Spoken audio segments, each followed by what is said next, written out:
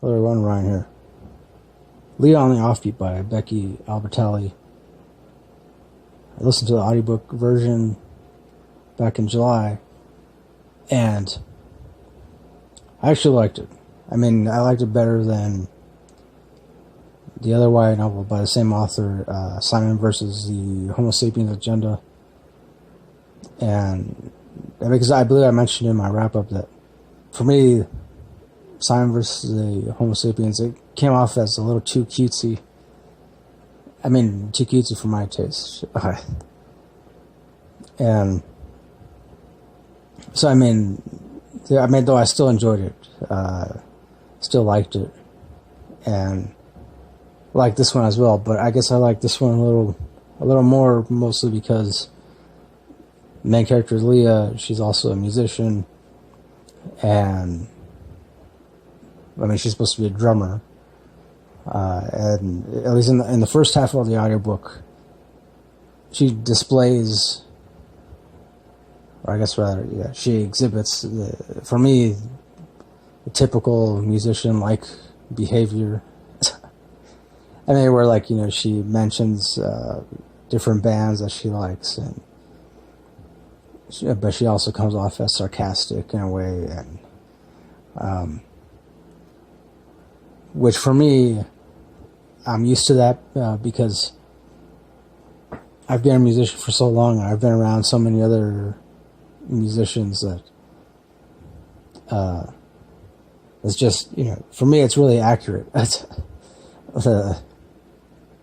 I mean, because, you know, unless you happen to be a musician yourself, or, you know, hang around a lot of musicians,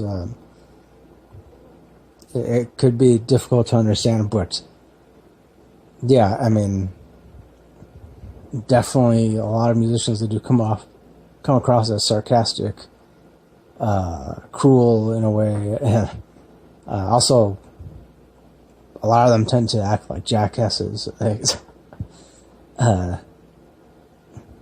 Usually just for no real reason other than just because they can, like, because it's kind of like, I don't know, like either they feel they have to live up to the whole quote unquote rock star lifestyle, or, you know, or they just really don't care, or they just don't give a shit about who likes them or not, or, you know. So yeah, I mean, just for me, the character Leah, it reminded me so much of that typical musician behavior, and because I'm not saying that all musicians behave like that, but a good number of them do, a good percentage of them do. And I mean, for me personally, I guess I've never really thought of myself as behaving in that way, but yeah, I will say in the past, I definitely had my moments. I had my own typical quote unquote rock star like behavior, and but I mean, they were like very, I mean, it was definitely less than a handful of times that, and even then it was only because either I was drunk off my ass, or I was just really, really tired from playing a long set, or, you know, and, you know, having to haul around my own equipment and not getting enough sleep, because I would end up staying at the bars for way too long. Way too long. I mean, longer than I had anticipated. But yeah, I mean, so that's typical kind of musician behavior. So, and so yeah, I can understand why when this first came out, when Leah on the Offbeat first came out, I know a lot of people didn't like it. I mean, I remember a lot of fellow booktubers mentioning it, saying they didn't like it, or they just flat out hated it, or so. Yeah, I mean, again, like I said, you know, if you're not used to that kind of behavior, it's definitely understandable why you would not like Leah on the Offbeat. So, yeah, I mean, other than that, I mean, you know, I felt it was definitely well written. Characters were, yeah, I guess for the most part, I came across as kind of your typical YA characters, but also kind of not. But of course, Simon is in this. You know, him and his boyfriend Bram, I believe, Bram, or and I guess a few of the other characters. I mean, it's supposed to be like this kind of this connected universe, I guess, which I looked up and I looked into it. Some people are calling it the Simon verse or Simon universe, or kind of like the Marvel universe or whatever.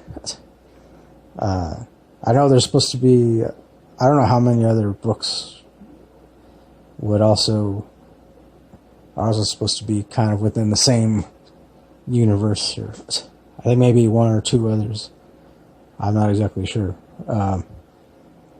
But, and of course, the other big thing in this audiobook is Leah not necessarily coming to terms with her own bisexuality, but, well, I guess kind of in a way, but because at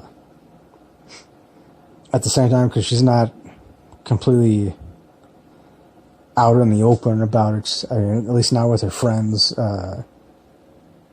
She is with her mom, and her mom is pretty cool about it. I mean, also very supportive,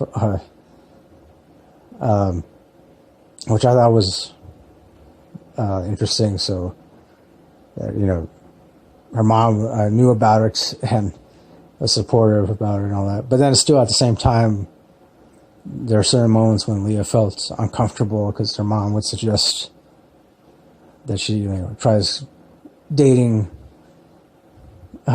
different people, you know, which just came off as kind of just awkward. And I mean, I know when I was a teenager, and like if my mom or dad would like suggest, you know, oh, why don't you go out with this person or that person, or definitely always made me feel awkward, because I mean, right away I'd be like, no, that's yeah, because I mean, I don't know for other people, for other teenagers, but for me, I know when I was a teenager, if my mom and dad would suggest that I go out with a particular person, right away I would refuse to, because for me it'd be like, then because of that I wouldn't be able to think about anything else other than my parents. And, you know,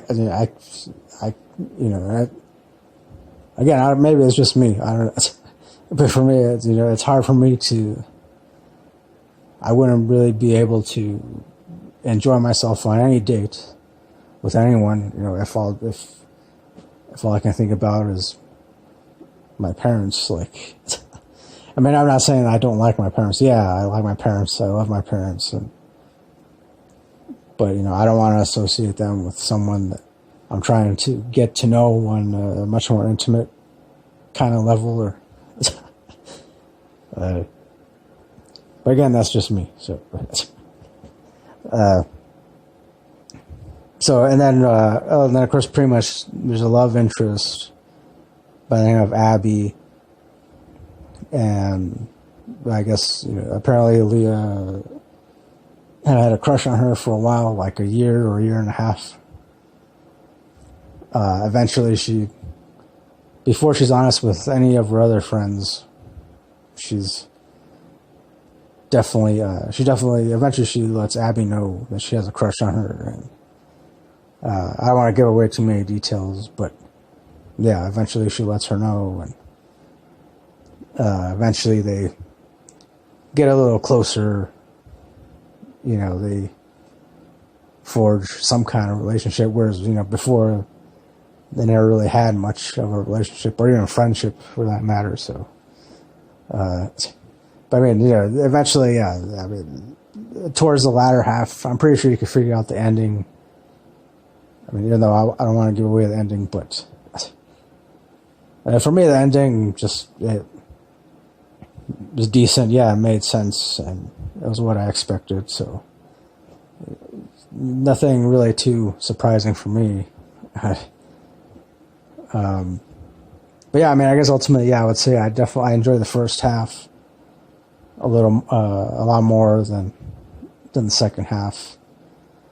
I will admit there were maybe 2 or 3 parts in this audiobook where I had to fast forward a little bit, mostly because it just felt like too much of the same dialogue that was going on, or most of which dealt with prom stuff, like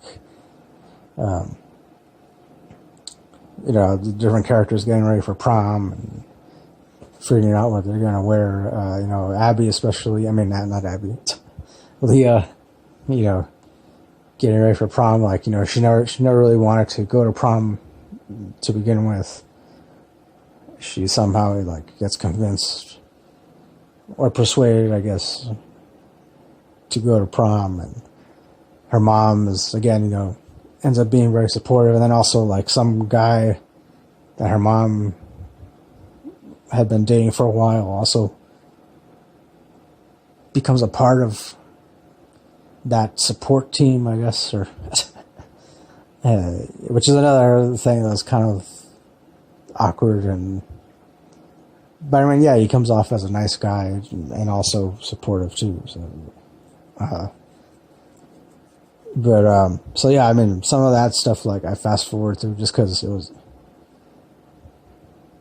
again, it just seemed like the same stuff over and over, like, and I mean, overall, I felt, I liked it. I